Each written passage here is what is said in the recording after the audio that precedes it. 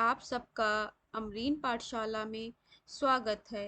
आपकी अपनी हिंदी टीचर आज नेट जेआरएफ की जो कविताएं हैं यूनिट 5 में भाग 2 में हमारे यूनिट 5 में भाग 1 और भाग 2 करके दी गई हैं। भाग 1 में आदिकाल और भक्तिकाल रीतिकाल की कविताएं दी गई हैं और भाग 2 में हमारे आधुनिक काल की जितनी भी कविताएं हैं उनको दिया गया है। तो आज हम वही उन्हीं कविताओं में से एक है सूर्यकांत त्रिपाठी निराला की कविता जूही कली, उसके बारे में पढ़ेंगे। यूजीसी नेट जेआरएफ सेट परीक्षा के लिए बहुत महत्वपूर्ण है। तो चलिए ज़्यादा समय बर्बाद न करते हुए हम लेखक का परिचय, जो कवि परिचय है वो जान लेते हैं और जूही की कली के बारे में व्याख्या सहित व्याख्या जानेंगे। तो चलिए हम चलते, जब तक जो जिन बच्चों ने अभी सब्सक्राइब नहीं करा है तो जल्दी से सब्सक्राइब कर दीजिए।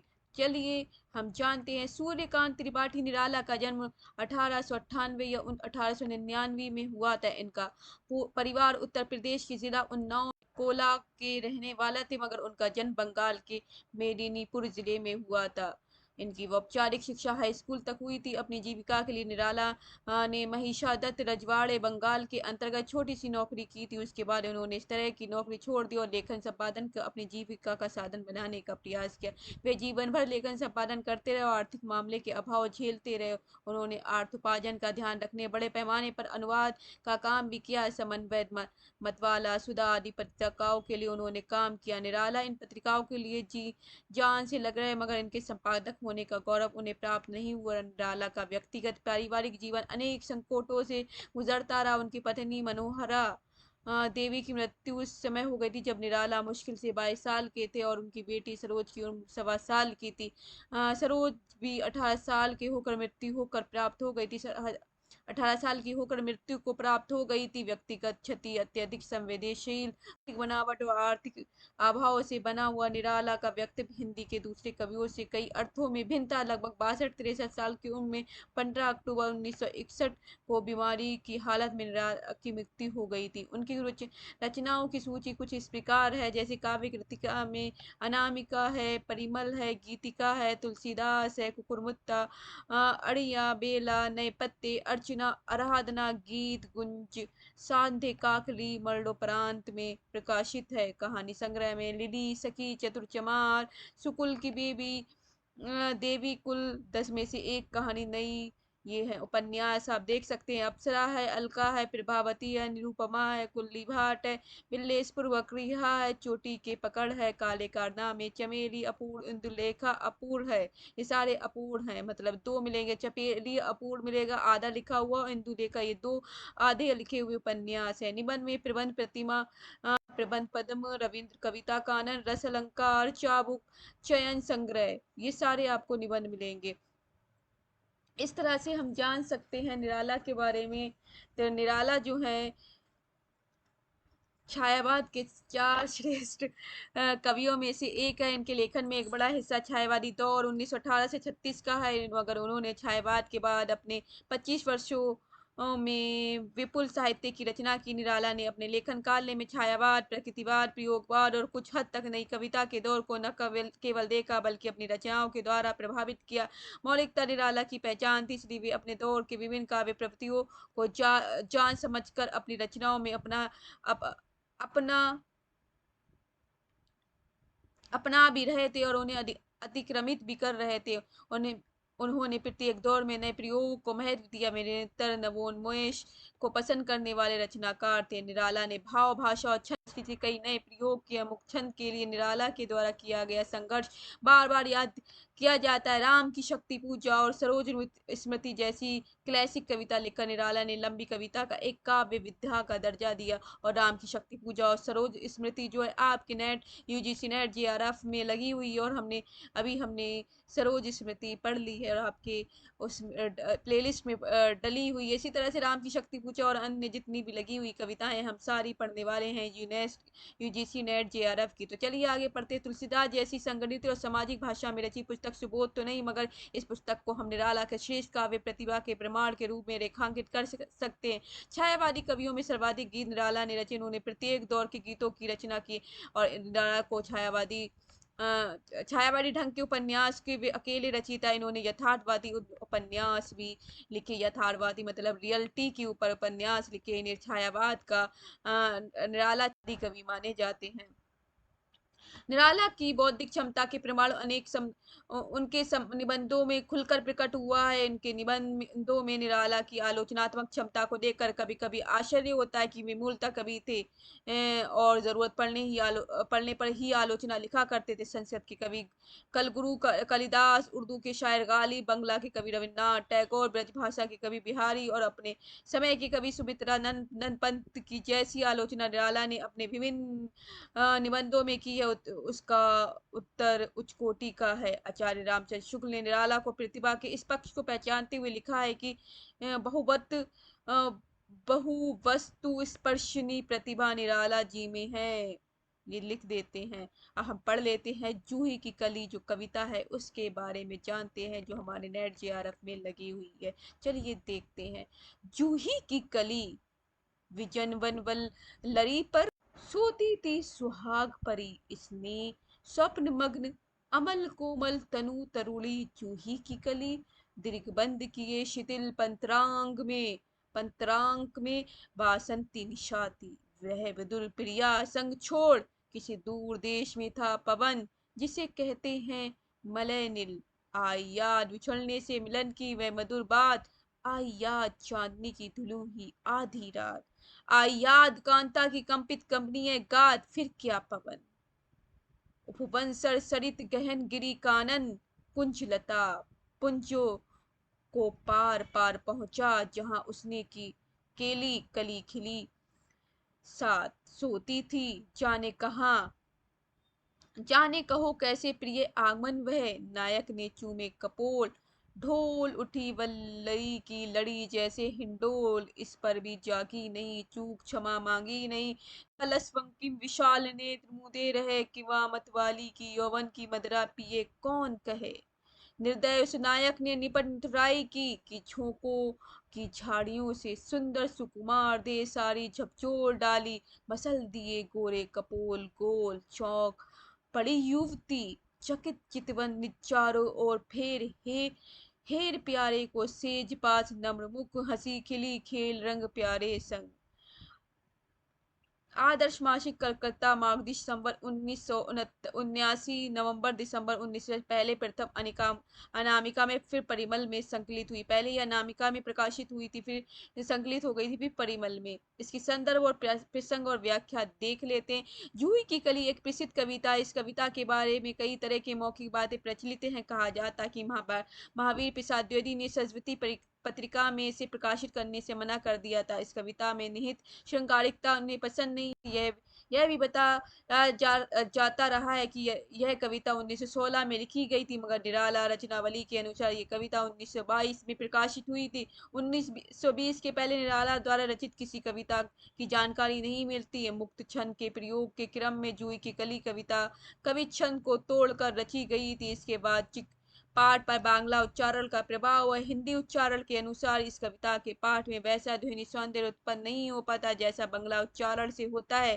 रामविलास शर्मा ने इस बात का जिक्र किया है कि निराला इस कविता का पाठ अत्यंत प्रभावशाली तरीके से करते हैं। इस कविता के भाव बोध पर विवाद होने के कारण निराला ने स्वयं इसका अर्थ भी लिखा था। व्याख्या है। जूही की कली कविता में नायक नायिका की प्रेम की कहानी है। इस तरह नायिका प्रेम की कहानी की तरह कुछ बातें कहने की कोशिश की गई है। इस कविता में जूही की कली नायिका है और पवन नायक है।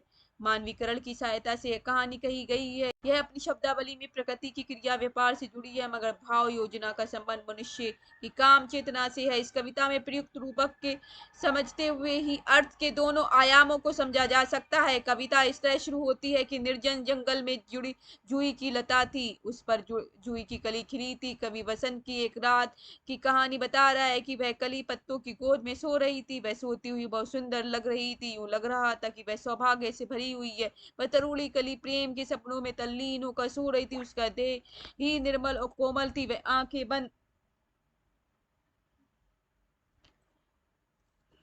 आंखें बंद करके निश्चित भाव से तन को शुद्ध बुद्ध खोकर सो रही थी। वह बसंत की रात थी। पवन किसी दूर देश में था। वह अपनी प्रिया जूही की कली से दूर था। विरह में डूबा हुआ पवन अपनी प्रिया के साथ छूटने से वैदुर्य भाव से भरा था।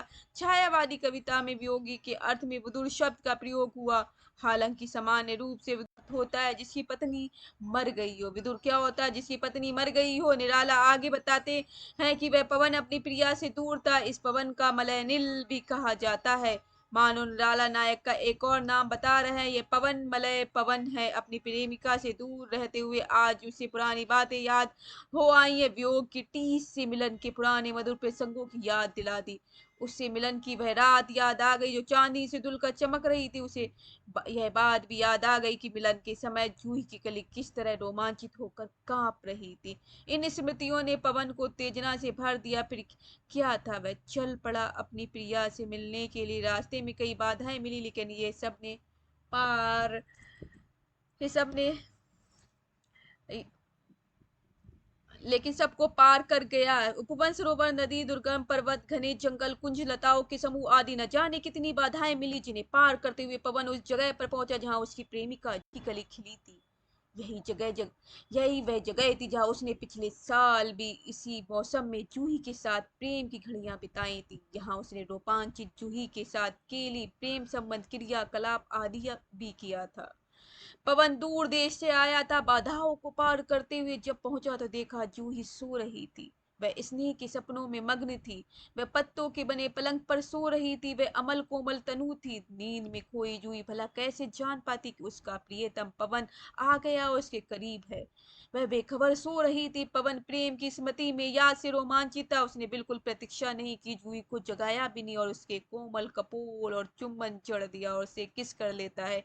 इस व्याकुल चुंबन ने जूही के नींद में रोमांचित चेतना का संचार किया। लड़ी की तरह फैली हुई जूही की लता झूले की तरह डोल उठी, लेकिन वह नींद का बहाना करके सोई रही। जानबूझकर जागी नहीं। प्रिय के आ जाने के बावजूद न जाने पाने के लिए जूही ने माफी भी नहीं मांगी। जानबूझकर जूही ने आंखें नहीं खोली। उसने अपने बड़ी बड़ी तीखी आंखों से एक मूंदे रखा आंखें मूंदे रखी, आंखें बंद करके रखा हुआ था, मानो नींद में अलसाई हो, मत आलस कर रही हो। उसकी आंखों में आलस से ऐसे लग रहा था मानो यौवन की मदिरा पीकर मतवाली हो गई हो। नींद थी या नशा था, कौन जाने। खैर, नायक अपनी व्याकुलता से अनियंत्रित था। उसने थोड़ा सा बल प्रयोग कर दिया। वस्तुतः वह यह बल प्रयोग नहीं था, यह व्याग्रता थी। निराला ने निर्दय शब्द का प्रयोग इसी तरह का व्यग्र व्यवहार के कारण किया। नायक ने प्रलय कुलता की वशीभूत होकर जो एक तरफा उग्र व्यवहार किया, उसे निराला निरपन निठुराई कह रहे थे। कविता के इस हिस्से में जो चित्र निराला खींच रहे हैं वह निश्चित रूप से उद्यम श्रृंगार से जुड़ा है। देवदेवगीन सौंदर्य बोध से इसकी असहमति का होना अस्वाभाविकता। आगे निराला लिखते हैं कि पवन ने झोंकों की झाड़ियां लगा दी और जूही की सुंदर कुमारों झकझोर दिया। उसके गोरे और गोल कपोल गालों को अपने कपोलों से मसल दिए गोर कपोल गालों को, और स्पष्टीकरण दिया कि कपोल को कपोल से मसलते हैं जब अपने फेस से दूसरे के फेस से मचलते हैं। तो उस दौर में भी और आज स्त्री विमर्श के दौर में भी इस चित्र की आपत्ति जताई जाती है। उस समय नैतिकता का सवाल था और आज का सवाल यह है कि स्त्री के सेकंड सेक्स ना समझा जाए। इन आपत्तियों के बीच ये कविता अपने कुछ पक्ष लिए खड़ी है। ये पक्ष स्त्री पुरुष का उद्यम, काम संबंध, प्रकृति का मानवीकरण, हिंदी कविता में कल्पना का प्रयोग, स्त्री पुरुष के वे रिश्ते के सामाजिक दबाव से मुक्त करने का प्रयास था। ये कविता स्त्री के व्यक्तित्व के तिरस्कार की कविता नहीं है। प्रकृति के उपादानों के सहारे सामाजिक बंधनों को तोड़ते हुए सामान्य स्त्री पुरुष के अकुंठित जीवन का तस्वीर बनाने का ये काम कविता करती रहती है। कविता के आगे निराला लिखते हैं कि जब वह युवती अर्थात जूही चौंक कर आंखें खोल देती है, वह चकित दृष्टि से चारों ओर देखती है। हालांकि वह जानती है उसका इस तरह से देखना बहुत सुंदर मालूम पड़ रहा था। जूही देखती है कि उसका प्यारा पवन उसके सेज के पास है, उसके उसके बेड के पास है, उसके बिस्तर के पास है। पत्तों की सेज पर अलसाई हुई जूही ने इतने करीब से पवन को बहुत दिनों के बाद देखा था। वह अभी के प्रसंगों से शर्माई हुई सी लग रही थी। उसका झुका हुआ चेहरा खिला हुआ लग रहा था। वह हंस रही थी अपने प्यारे पवन के साथ। प्रेम के रंग में डूबने वाला जो खेल उसने खेला था, उसका प्रभाव उसके चेहरे पर झलक रहा था। तो यहाँ पर कठिन शब्दों के अर्थ बता जा रहे हैं। जैसे विजन वल्लरी का मतलब है निर्जन जंगल में फैली हुई लता। स्वाग बड़ी सौभाग्य से भरी हुई। स्नेह स्वप्न मग्न मतलब प्रेम के सपनों में लीन। अमल कमोल तनु मतलब सुंदर सुकोमल शरीर। पत्रांग पत्तों से बनी हुई गोद। वासंती निशा वसंत ऋतु की रात। विरह वधुर विरही अपनी प्रिया के बिना। और मलय नील मतलब मलय पर्वन वसंत ऋतु की वायु जो शीतल और मंद होती, ठंडी और धीरे धीरे चलने सुगंधित होती है। कांता मतलब प्रेमिका, काम और कमनीय मतलब गा, सुंदर सुकुमार देहिष्ट उपवंसर सरित बाग बगीचा तालाब और नदी, गहनगिरी कानन का मतलब दुर्गम पर्वत और घने जंगल, केली मतलब प्रेम व्यापार रतिकर्म और वल्लरी मतलब लता, हिंडोल मतलब झूला लेना, चूक क्षमा अपनी गलती के लिए माफी मांगना, निद्र लस निद्र निद्रा में मीस नींद में आलस्य आलस करना, वंकिम सौंदर्य वर्धक तीखापन, किंवा मतलब अर्थात निटपन टुटाई काम क्रीड़ा का क्रम में किया गया उग्र व्यवहार, कपोल गाल चितवन निगाह दृष्टि हेर देखकर, सेज पास अपनी शैया के नजदीक, नरमुख प्रिया का सुंदर कोमल चेहरा, लज्जा संकोच से झुका हुआ रंग मतलब प्रलय कीड़ा। तो ये सारी चीजें हमने जानी और इसका सारांश है कि जूही की कली शीर्षक कविता छायावाद के प्रतिनिधि कविताओं में से एक कही जा सकती है। निराला की यह पहली सशक्त छायावादी कविता है। मानवीकरण और रूपक का प्रयोग के माध्यम से जूही और पवन के बीच के प्रेम को चित्रित किया। यह चित्रण वास्तव में पुरुष और स्त्री से अकुंठ प्रेम से जुड़ा हुआ है। तो आप देख सकते हैं कितनी अच्छी ये कविता है जूही की कली और मानवीकरण के साथ निराला ने प्रस्तुत हुई है। तो इसी तरह से बच्चों यहाँ पर कविता समाप्त हो जाती है और हम अन्य कविताएं ऐसी लाते रहेंगे। तब तक के लिए bye bye, take care, have a nice day.